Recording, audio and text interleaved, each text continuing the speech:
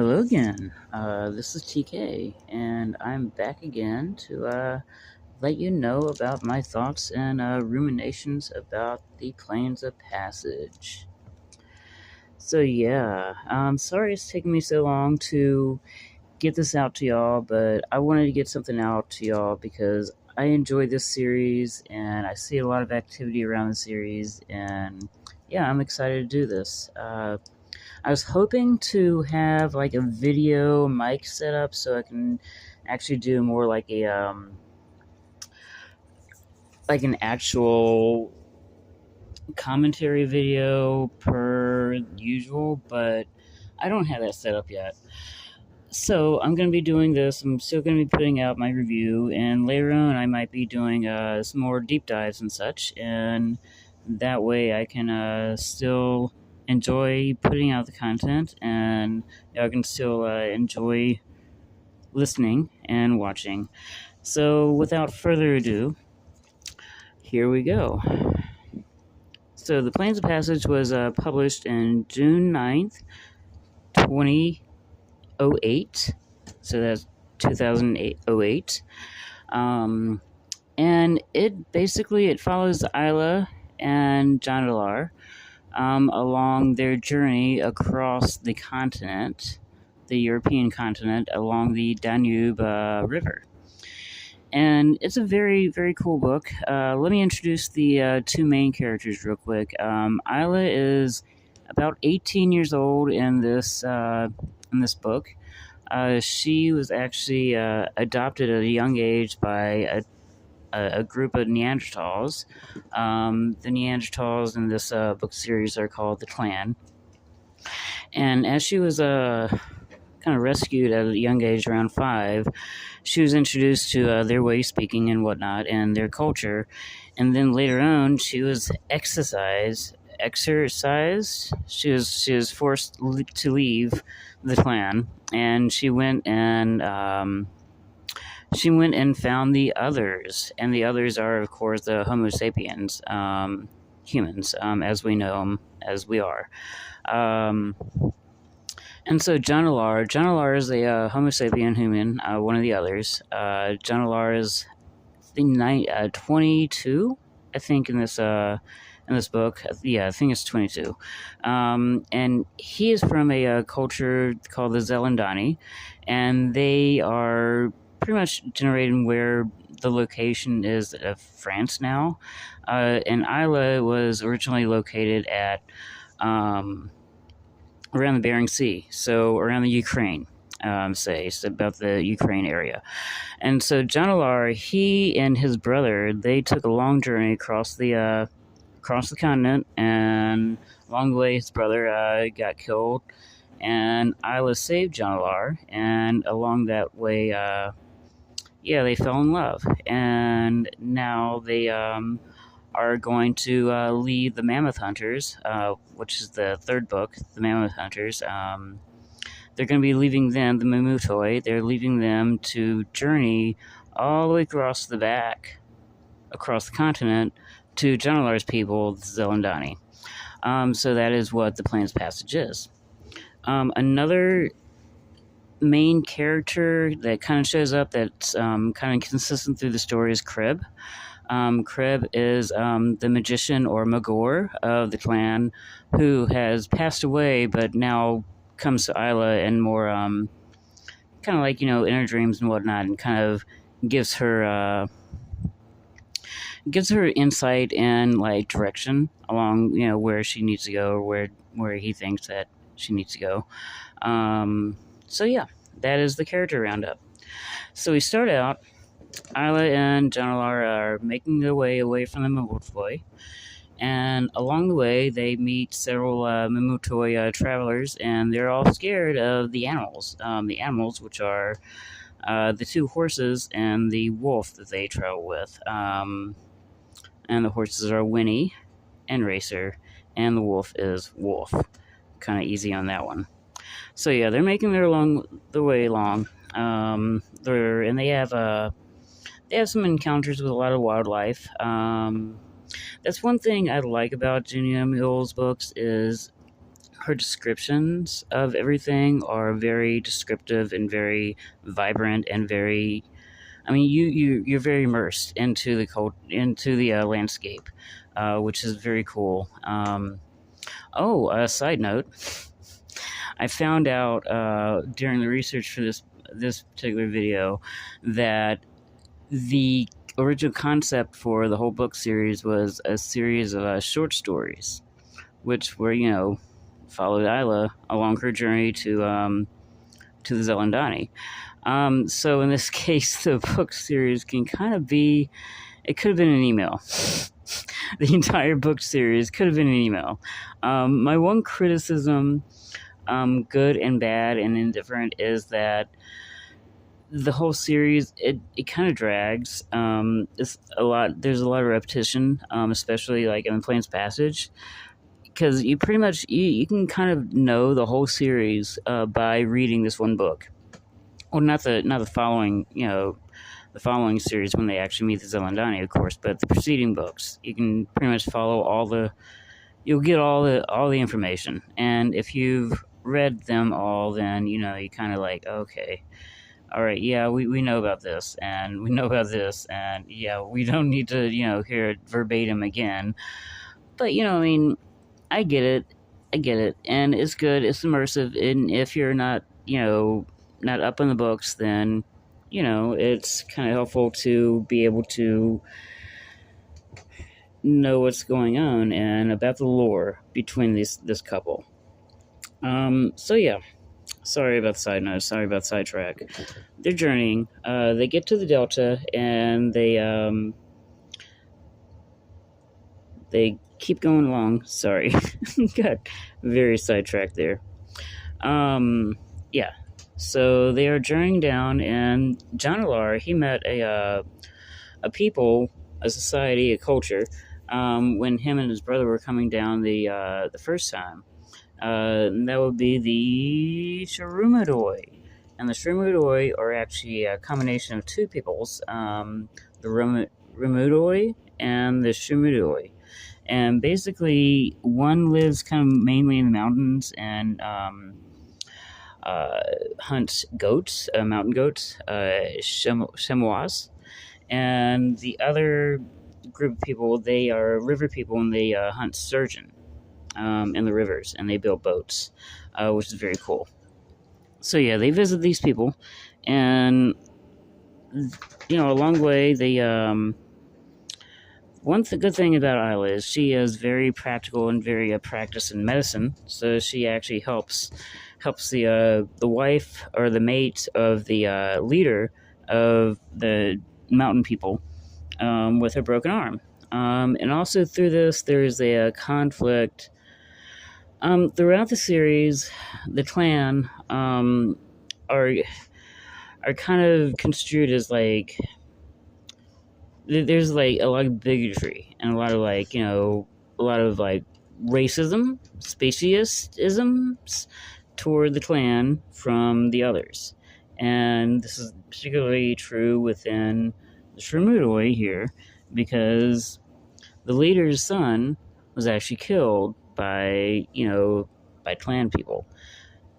So this is a pretty intense conflict, and throughout this, Isla kind of like has a stand down leader and stand up for herself, and John Lawler stands beside her, and the leader kind of calms down when he finds out that she was raised by the clan, and because at first he was like really really angry and kind of really violent and aggressive, which was not cool. So yeah, that's pretty cool. They move on after this group, and they hit the Hamudoi. Sorry. Hudumai. Sorry. Hudumai. Hudumai are kind of a horse culture. They don't really... See, the way John Alar met these people was him and his brother were horse hunting, and they accidentally disrupted a hunt. So... So the group that was originally going to be hunting that herd of horses was kind of angry and kind of like captured them. And there was a back and forth there, and then um, finally, sorry, my dog's kind of looking at the door there. um, yeah, finally, the John and his brother, they are actually confronted by these people, and the leader of the people, which is a very old woman, comes in and looks at John and looks at his eyes and is like, "All right, I want that in my people."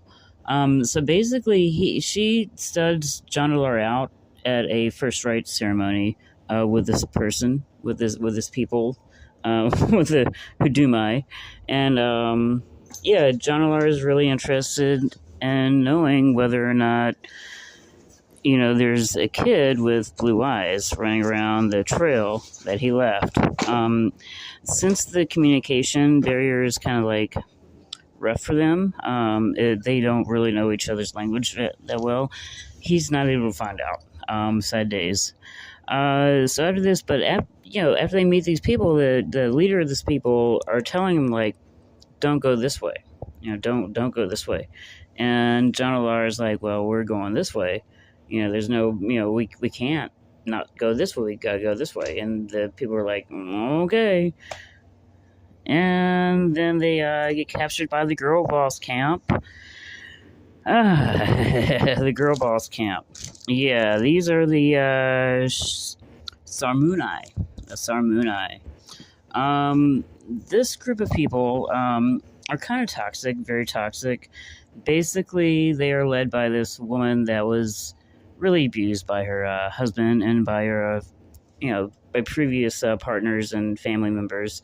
And in retaliation, or because of this, she strikes out and actually captures all the men and puts them in a camp and is very torturous to them, and it's a lot. So this group of girl boss camp group people, the Sarmunai capture John Alar, and Isla has to save him. And so there's this big thing, and I'm not going to spoil it for you, but they get away from this. But it's kind of interesting. It's kind of an interesting little spot in the book. I don't hate it.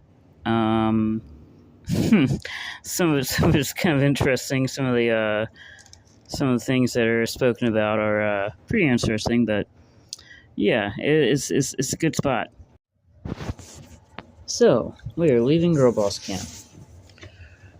After we leave Girl Boss Camp, we are hitting the Lazandani. The Lazandani, the home of burning rocks and hot pools. It's glorious, beautiful. They stay there for about a week, and they pick up some burning stones, which is brown coal, which is kind of cool. I'm not sure. I didn't do research and see if Paleolithic people were actually using brown coal, but it's a very cool concept.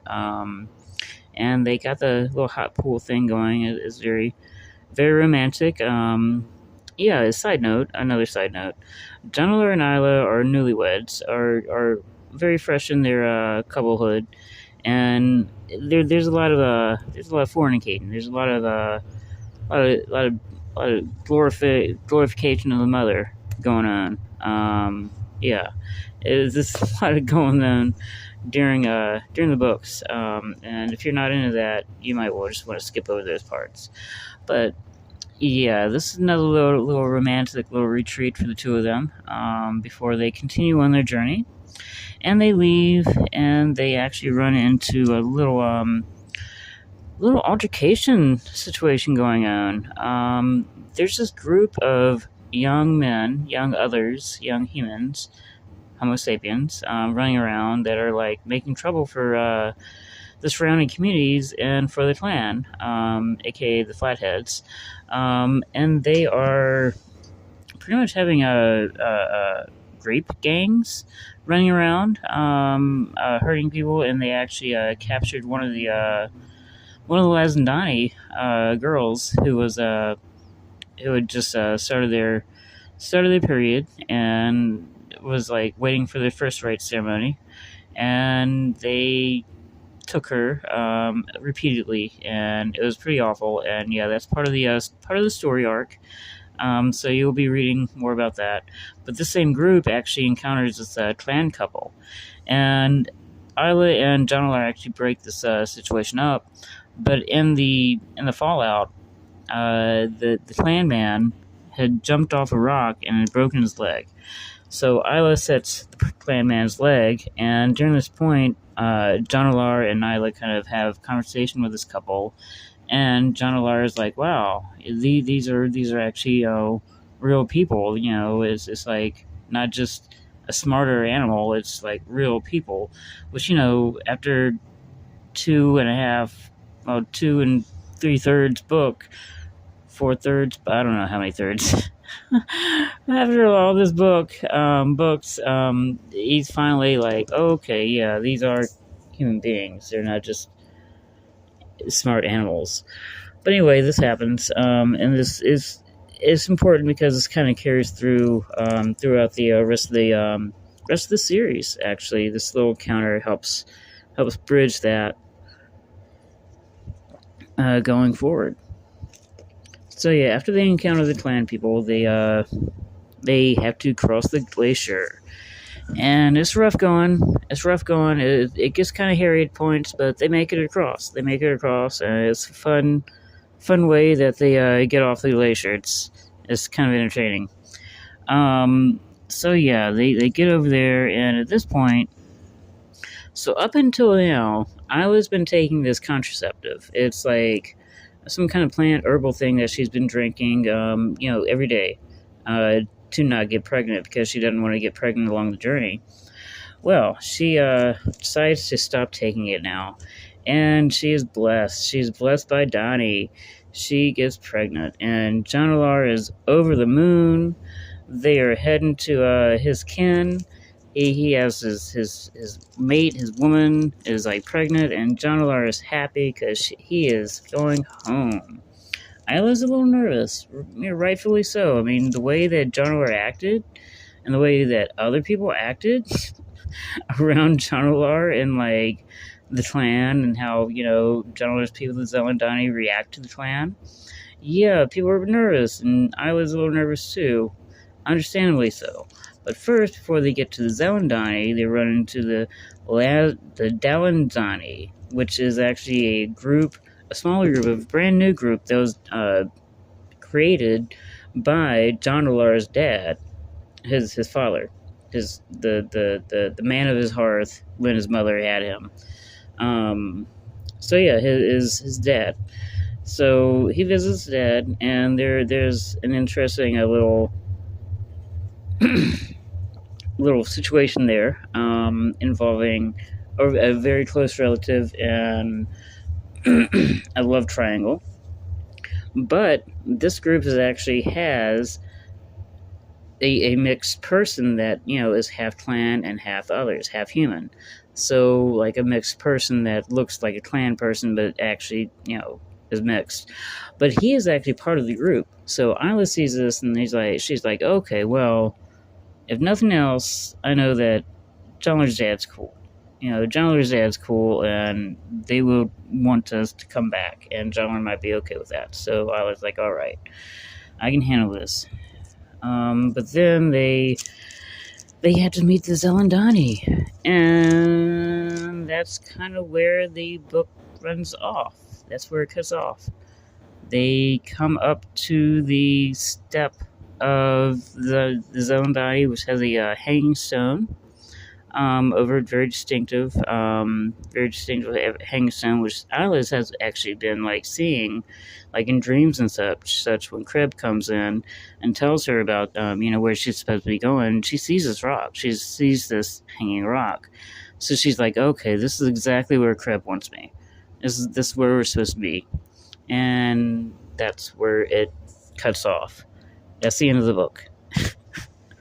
I will be definitely be following up and doing the Shelters of Stone is next, I do believe. Yes, the Shelters of Stone is next, and I will be hopefully doing that soon. In between then, I might be doing some deep dives onto other subjects within the series. I might not be, I'm not sure. But yeah, like, subscribe, follow, let me know what you think, what you're looking for, what you're not looking for. I want to have fun with this. I want you to have fun with this. Thank you so much for listening. Take care.